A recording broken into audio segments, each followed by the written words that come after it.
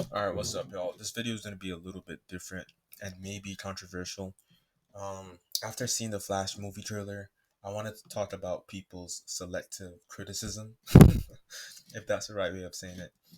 Basically, I want to address like people who compliment someone's skill, ability, or talent, and then when that person is exposed to be like a crappy person, they pull back their compliment as if it wasn't true in the first place.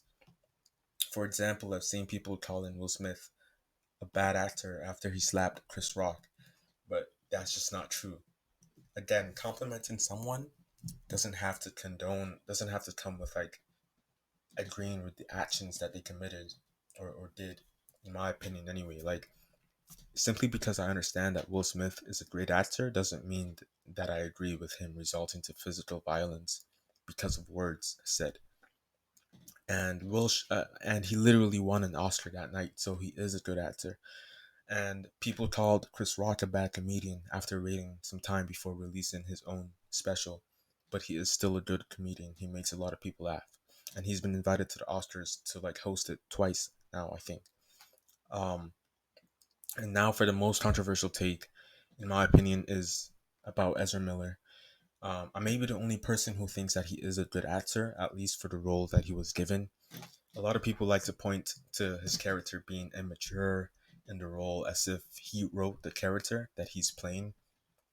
And I feel like that's a common mistake that people make. It's like you're mixing up the writer's jobs and the actor's jobs. A writer is not an actor. They don't write the roles if they are an actor, unless they write in their own movie or TV show. And Ezra Miller didn't write the character that he plays, someone else did. And we don't know exactly how his character as the Flash was written, but we can assume that if the director allowed multiple takes to enter into the final cut of the film, then that's how the director wanted the character to act it out. I mean, to be acted out. So his Flash is literally different from the comics, from my understanding, and it's a given that he will be acting differently than CW's Barry Allen or the Barry Allen from DC Comics. And I'm wondering, I don't know if I ever saw compliments towards him as an actor, like before all this, but I do think he's a pretty good actor as the Flash, but I definitely do not want him on the role anymore. He needs help and he needs to be recasted. I definitely agree with that.